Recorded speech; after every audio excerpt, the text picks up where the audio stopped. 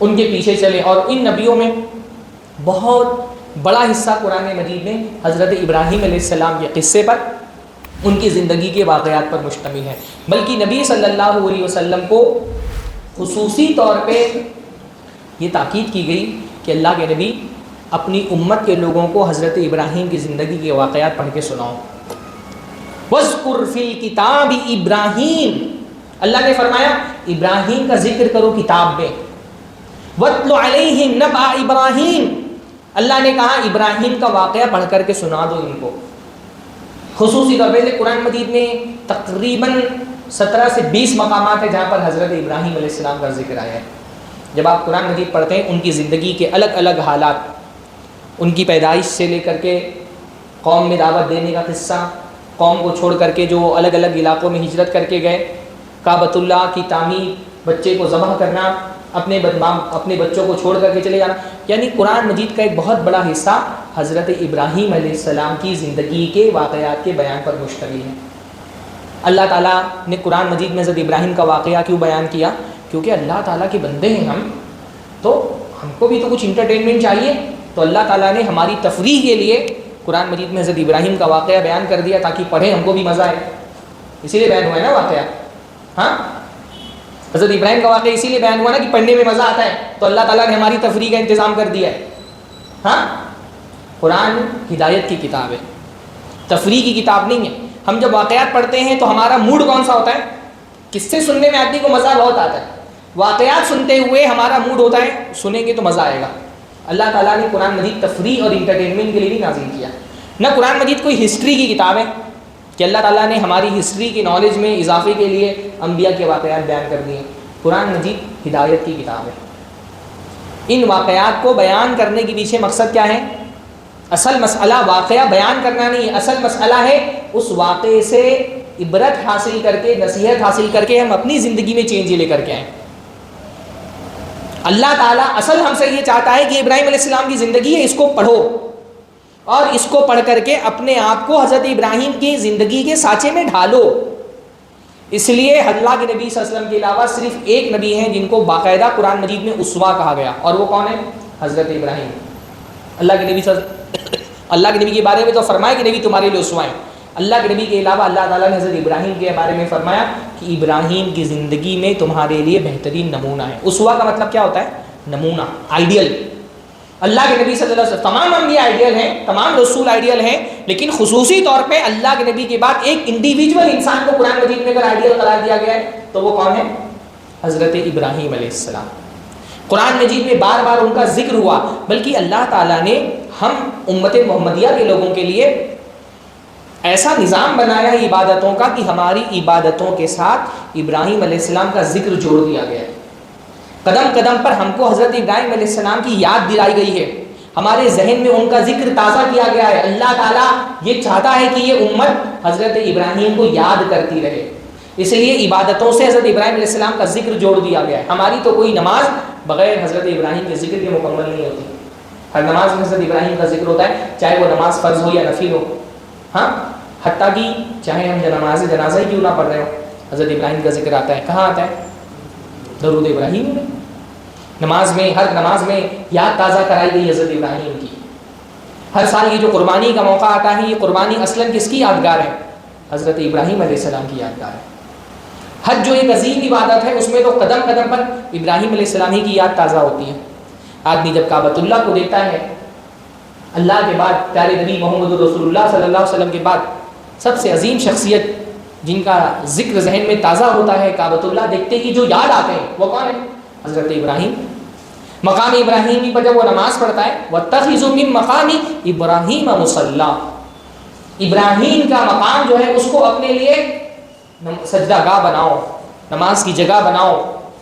مقام ابراہیمی دیکھتا ہے، حضرت ابراہیم یاد آتے ہیں. حجر اسود دیکھتا ہے، حضرت ابراہیم یاد آتے ہیں.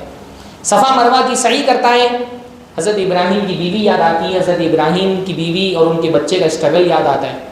جمرات پہ جا کر کے کنکریاں مارتا ہے، حضرت ابراہیم یاد آتے ہیں. عرفات میں قیام کرتا ہے، حضرت ابراہیم یاد آتے ہیں. مینا میں جانور ذبح کرتا ہے، حضرت ابراہیم یاد آتے ہیں. یہ سارا سیٹ اپ جو عبادت کا ہے، اس میں خصوصی طور پہ یہ بندوبست کیا گیا ہے کہ یہ امت قدم بقدم ابراہیم علیہ السلام کی یاد اپنے دلوں میں تازہ رکھے. حکم بھی دیا کہ ابراہیم کو یاد کرتے رہو، ابراہیم کا واقعہ پڑھ کر کے سناؤ، قرآن میں بیان کیا، اور عبادتوں کو بھی حضرت ابراہیم علیہ السلام سے جوڑ دیا. کیونکہ ابراہیم علیہ السلام کوئی عام سے انسان نہیں تھے، ان کا مقام و مرتبہ دنیا کے انسانوں میں بہت بلند ہے. بھائی سارے انسان اللہ تعالیٰ کے بندے، جیسے حضرت ابراہیم اللہ کے بندے تھے، پر سارے بندوں کا مرتبہ اللہ کا ایک جیسا نہیں ہوتا ہے. بندوں کے درجات میں تفاوت ہوتا ہے، اونچ نیچ ہوتی ہے، سارے بندے ایک درجے کے نہیں ہوتے. اللہ تعالیٰ کے بندوں میں وہ بندے جو اللہ تعالیٰ کے نبی بھی ہیں، نبی کا مقام و مرتبہ ویسے ہی امتی سے بہت بلند ہوتا ہے. امتی اپنی فضیلت میں، مقام و مرتبے میں کسی بھی درجے پر پہنچ جائے، کسی نبی کے برابر نہیں ہو سکتا. یہ ہمارے عقیدے کا حصہ ہے. حضرت ابو بکر رضی اللہ تعالیٰ عنہ اس امت کے سب سے افضل امتی ہیں، لیکن اس کے باوجود حضرت ابو بکر کا مرتبہ کسی نیچے درجے کے نبی کے برابر بھی نہیں ہے. نبی نبی ہوتا ہے، نبی کے برابر کوئی نہیں ہو سکتا. پھر نبیوں میں بھی وہ نبی ہوتے ہیں جو نبی ہونے کے ساتھ ساتھ رسول بھی ہوتے ہیں. ہر نبی رسول نہیں ہوتا، لیکن ہر رسول نبی ضرور ہوتا ہے. پہلے نبی کون ہے؟ حضرت آدم علیہ السلام. اور پہلے رسول کون ہے؟ حضرت نوح علیہ السلام. پتہ ہی چلا کہ سارے نبی رسول نہیں ہوتے. تو وہ نبی جو نبی ہونے کے ساتھ ساتھ رسول بھی ہیں، ان کا مرتبہ اور زیادہ بلند ہوتا ہے بنسبت نبی ہونے کے. پھر رسولوں میں بھی سارے رسول ایک درجے کے نہیں ہیں. اللہ نے فرمایا تلک الرسل فضلنا بعضهم على بعض، یہ رسول ہیں جن پر اللہ رب العالمین نے بعض کو بعض پر فضیلت دی ہے. 5 رسول ایسے ہیں سارے رسولوں میں جو اولو العزم من الرسل ہیں. اولو العزم رسول ہیں. اولو العزم کا مطلب کیا ہوتا ہے؟ حوصلے والے، ہمت والے، بلند ارادے والے رسول. کون کون ہیں وہ 5 رسول؟ محمد صلی اللہ علیہ وسلم، موسیٰ علیہ السلام. ہاں یہاں شروع سے شروع کرتے ہیں. حضرت نوح علیہ السلام، ہاں پھر حضرت ابراہیم علیہ السلام، پھر حضرت موسیٰ علیہ السلام، پھر حضرت عیسیٰ علیہ السلام، اور آخر میں اللہ کے نبی محمد رسول اللہ صلی اللہ علیہ وسلم. حضرت نوح، حضرت ابراہیم ہمارے باپ کی طرح ہے نا، ابو الانس ہیں، وہ سارے انسانوں کے باپ اکثر یہی ہیں. حضرت نوح علیہ السلام بھی اکثر انسانوں کے باپ ہیں. پھر حضرت موسیٰ، حضرت عیسیٰ اور اللہ کے نبی صلی اللہ علیہ وسلم. یہ 5 رسول ٹاپ 5 رسول ہیں. سارے رسولوں میں ان کا جو مقام و مرتبہ ہے وہ کسی رسول کا نہیں ہے. اب ان 5 رسولوں میں 2 ہیں جو اللہ تعالیٰ کے خلیل ہیں. کون کون؟ ابراہیم علیہ السلام اور اللہ کے نبی محمد رسول اللہ صلی اللہ علیہ وسلم. اللہ کے نبی صلی اللہ علیہ وسلم بھی اللہ تعالیٰ کے خلیل ہیں، جیسے حضرت ابراہیم اللہ کے خلیل ہیں. اللہ کے خلیل ہونے کا مطلب کیا ہے؟ خلیل کا مطلب تو ویسے اردو میں ہوتا ہے دوست، ہم ترجمہ کرتے ہیں دوست کا، پر عربی میں دوستی کے الگ الگ مرتبے کے لیے الگ الگ نام آتے ہیں. صدیق کا مطلب بھی دوست ہوتا ہے، ولی کا مطلب بھی دوست ہوتا ہے، صاحب کا مطلب دوست ہوتا ہے. دوستی کے لیے الگ الگ نام آتے ہیں. جو دوستی کا سب سے اونچا لیول ہے، اس لیول کے دوست کو کیا کہتے ہیں؟ خلیل. ٹاپ لیول کا جو دوست ہوتا ہے نا، اس کو کیا کہا جاتا ہے؟ خلیل. یہ کتنا بڑا مرتبہ ہے اور کتنا گہرا دوست ہوتا ہے جس کو خلیل کہا جاتا ہے. حضرت اللہ کے نبی صلی اللہ علیہ وسلم نے حضرت ابو بکر کے بارے میں فرمایا لو کنت متخذا خلیلا لاتخذت ابا بکر خلیلا، اگر میں دنیا میں کسی کو اپنا خلیل بناتا تو ابو بکر کو اپنا خلیل بناتا. حضرت ابو بکر دوست تو تھے، پر دوستی کے اس مقام پر حضرت ابو بکر بھی نہیں پہنچے جس کو خلیل کا مقام کہا جاتا ہے. اب آپ سمجھ سکتے ہیں کہ خلیل کا مقام کتنا بلند ہے.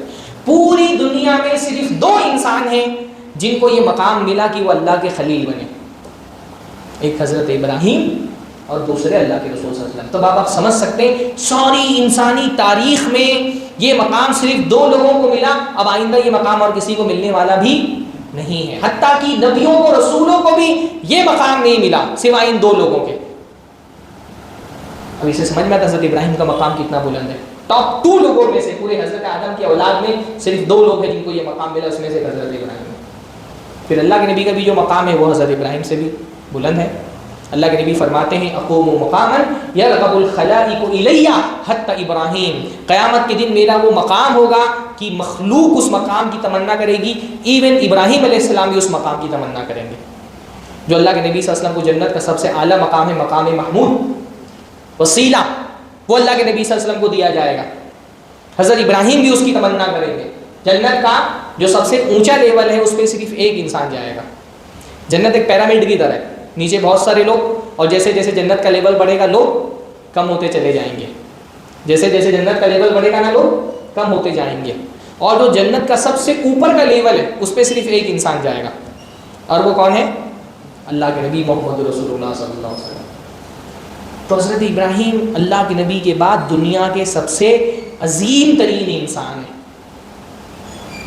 ان کو یاد کرنا, ان کو یاد رکھنا, خاص طور پہ اس امت کے لیے. ہمارا تو اللہ حضرت ابراہیم علیہ السلام سے بہت ذاتی قسم کا ریلیشن ہے. ہاں, ہمارا حضرت ابراہیم سے بڑا گہرا تعلق ہے. ویسے تو دنیا کا ایک بہت بڑا حصہ اپنے آپ کو حضرت ابراہیم سے جوڑتا ہے. یہودی کہتے ہیں ہم حضرت ابراہیم کی اولاد ہیں, ان کے دین پر ہے. عیسائی کہتے ہیں ہم حضرت ابراہیم علیہ السلام کے دین پر ہیں. نبی صلی اللہ علیہ وسلم کے زمانے میں جو مشرکین تھے وہ بھی کہتے تھے کہ ہم حضرت ابراہیم کے دین پر ہیں. لیکن اللہ تعالیٰ نے سارے دعوے داروں کی دعوے کی نفی کر دی. اللہ تعالیٰ نے فرمایا مَا كَانَ إِبْرَاهِيمُ يَهُودِيًّا وَلَا نَصْرَانِيًّا. ابراہیم نہ تو یہودی تھے نہ کرسچن تھے, نہ یہودی تھے نہ نصرانی تھے. مشرکین کہا کرتے تھے ہمارے دین پر تھے. اللہ نے فرمایا وَمَا كَانَ مِنَ الْمُشْرِكِينَ. ابراہیم علیہ السلام مشرک تھوڑی تھے. فرمایا ان اول الناس ابراہیم, ابراہیم کا سب سے زیادہ ابراہیم پر حق رکھنے والا یہ نبی ہے اور اس پر ایمان لانے والی امت ہے. ہمارا ابراہیم علیہ السلام سے زیادہ گہرا تعلق ہے. بھئی ہمارے نبی, پیارے نبی محمد رسول اللہ صلی اللہ علیہ وسلم, آپ حضرت ابراہیم کی دعا کا نتیجہ تھے. نبی صلی اللہ علیہ وسلم نے فرمایا انا دعوت ابی ابراہیم, میں اپنے باپ ابراہیم کی دعوت ہوں, یعنی دعا ہوں. ابراہیم علیہ السلام نے میرے لیے دعا کی تھی, میں ان کی دعا کا نتیجہ ہوں. یہ امت ابراہیم علیہ السلام کی دعا کا نتیجہ. اللہ تعالیٰ, حضرت ابراہیم نے اللہ تعالیٰ سے اس نبی کے لیے بھی دعا کی تھی. اللہ تعالیٰ سے کہا تھا وَبَعَثْ فِيهِمْ رَسُولًا يَتْلُو عَلَيْهِمْ آيَاتِكَ وَيُزَكِّيهِمْ. اللہ تعالیٰ ایک رسول ان میں بھیجنا جو تیری آیتیں پڑھ کر کے تلاوت کرے. ابراہیم علیہ السلام نے دعا کی, نتیجے میں اللہ کے نبی صلی اللہ علیہ وسلم کو اس امت میں بھیجا گیا. ابراہیم علیہ السلام ایک طرح سے ہمارے باپ ہیں, ہمارے والد ہیں ابراہیم علیہ السلام. اس لیے اللہ کے نبی صلی اللہ علیہ وسلم نے اس امت کے لوگوں کو کہا ہے جب تم میں سے کوئی آدمی صبح کرے تو ذکر پڑھے اصبحنا علی فطرۃ الاسلام وکلمۃ الاخلاص وعلی دین نبینا محمد وعلی ملت ابینا ابراہیم.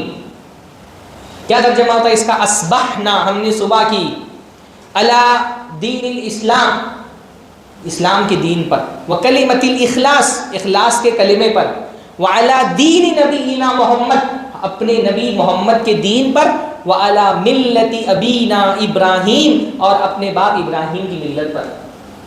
ہم سب اپنے حضرت ابراہیم علیہ السلام کو اپنا باپ کہتے ہیں, ہم ان کی روحانی اولاد ایک طرح سے. اس لیے ابراہیم علیہ السلام, حضرت اللہ کے نبی صلی اللہ علیہ وسلم سے ایک صحابی نے آ کر کے کہا یا خیر البریہ, اے نبی جو آپ ساری مخلوق میں سب سے افضل ہیں. تعریف میں اللہ کے نبی کہا کہ آپ اللہ کی تمام مخلوقات میں سب سے افضل ہیں. اللہ کے نبی صلی اللہ علیہ وسلم نے فرمایا نہیں, ذاک ابراہیم, خیر البریہ تو ابراہیم ہے. یہ مقام اللہ کی مخلوق میں سب سے افضل ہونے, اللہ کے نبی ہیں بلا شبہ, لیکن اللہ کے نبی متواضع تھے. اللہ کے نبی نے اپنے لیے اس کو پسند نہیں فرمایا بطور تواضع اور انکساری کے, اور کہا کیا یہ تو ابراہیم ہے. تو ابراہیم علیہ السلام کی زندگی بہترین نمونہ ہے. اللہ تعالیٰ نے ہم کو ان کی زندگی پڑھنے کا حکم دیا ہے, ان کی زندگی سے سبق سیکھنے کا حکم دیا اللہ تعالیٰ نے. لیکن ابراہیم علیہ السلام کی سیرت تو آپ سب لوگوں کو پتہ ہے, واقعہ بیان کرنے کا کوئی فائدہ نہیں ہے, واقعات تو آپ سب جانتے ہیں.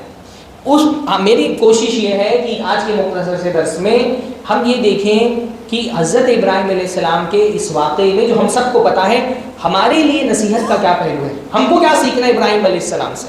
کچھ چیزیں انشاءاللہ تعالیٰ ان کی سیرت سے میں بیان کروں گا, موضوع بہت وسیع ہے, جتنا وقت نے اجازت دی انشاءاللہ تعالیٰ اتنی گفتگو کریں گے. ابراہیم علیہ السلام کی سیرت میں سب سے بڑی چیز جو سیکھنے والی ہے اور ان کی سب سے بڑی خوبی جس کا قرآن مجید بار بار تذکرہ کرتا ہے وہ یہ ہے کہ ابراہیم علیہ السلام حنیف تھے. حنیفہ, ابراہیم علیہ السلام کیا تھے؟ حنیف تھے. حنیف کا ترجمہ اگر آسان لفظوں میں کیا جائے تو حنیف کا مطلب ہوتا ہے موحد, توحید والے. حنیف کا مطلب ہوتا ہے ہر باطل معبود سے منہ موڑ کر کے خالص اللہ کی طرف اپنی عبادت کو جھکا دینے والے. سب سے بڑی خوبی جو ابراہیم علیہ السلام کی ہے وہ کیا ہے؟ ان کا سب سے بڑا کمال یہ کہ وہ موحد تھے. اس لیے قرآن مجید بار بار ابراہیم علیہ السلام کے بارے میں ایک بات کہتا ہے وَمَا كَانَ مِنَ الْمُشْرِكِينَ، کہ ابراہیم کا کمال یہ تھا کہ ابراہیم مشرک نہیں تھے.